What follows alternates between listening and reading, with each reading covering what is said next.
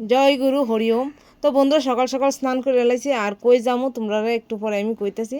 তো দেখো আমরা যামু এখন কোয়েলাই, কারণ ভিতরে রাখা তোমরা ডর দেখে লাভ নাই। তো আমি যামু ধর্মনগর আমাদের ঠাকুরের আশ্রমে। তো এখানে আমাদের আশ্রম তেলে মোরা মণ্ডলীর থেকে প্রায় 100 জন আমাদের গুরু ভাই বোন রেডি হয়েছে। তো সবাই মিলে গেলাম গা ট্রেন দিয়া, আর ধর্মনগর যাইতে প্রায় 2.5 ঘন্টা সময় লাগছে। তো গিয়ে আমরা কিন্তু আশ্রমে গেছি। আর এই দেখো আশ্রমে আমাদের হরিওম ঠাকুর পরম দয়াল। তো সবাই একবার বলো জয় গুরু। ঠিক আছে, আর আমাদের মতো যারা যারা এই ঠাকুরের শিষ্য তারা প্রত্যেকে একবার কিন্তু ধর্মনগর যাও, কারণ ধর্মনগরে বৈশাখ মাসে ঠাকুরের যে মন্দিরটা নব মন্দির এটা উদ্বোধন হইব। তো সেখানে কিন্তু অনেক লোকের সমাগম হইব, এমনকি দাদামণিও আইব। তো সবাই কিন্তু একবার যাইবা। তো সবাই গেলাম গিয়ে ঠাকুরের প্রণাম করে এনে কীর্তন হইব। তো সবাই মিললে দেখো এনে কীর্তন করতে বসে।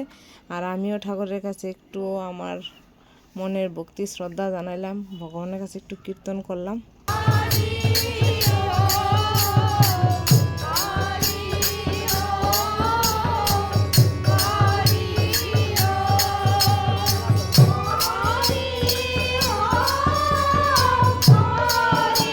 তো বন্ধুরা আমরা যেহেতু সকালে 8টা ট্রেনে গেছি, আবার 4টা ট্রেনে আইহুম, তাহলে কীর্তন আর বেশি সময় হয়েছে না, 2-2.5 ঘন্টার মধ্যে কীর্তন শুরু করা হয়েছে, আবার এর মধ্যে শেষ করে দিছি।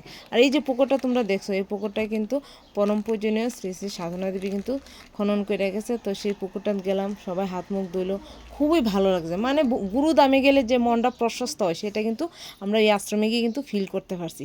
তো আশ্রমটা কিন্তু সবার ভালো লাগছে। তো তোমরা সবাই যাই, আর আমার সাথে তোমাদের দাদা ভাই গেছে, আমার বোনের ছেলে, আমার মেয়ে, সবাই গেলাম, খুব আনন্দ করলাম। তো সব কিছু শেষে আমরা হোটেলে গিয়ে খাওয়া দাওয়া করে আবার ট্রেনে করে বাড়িতে ফিরছি আজকের মতো।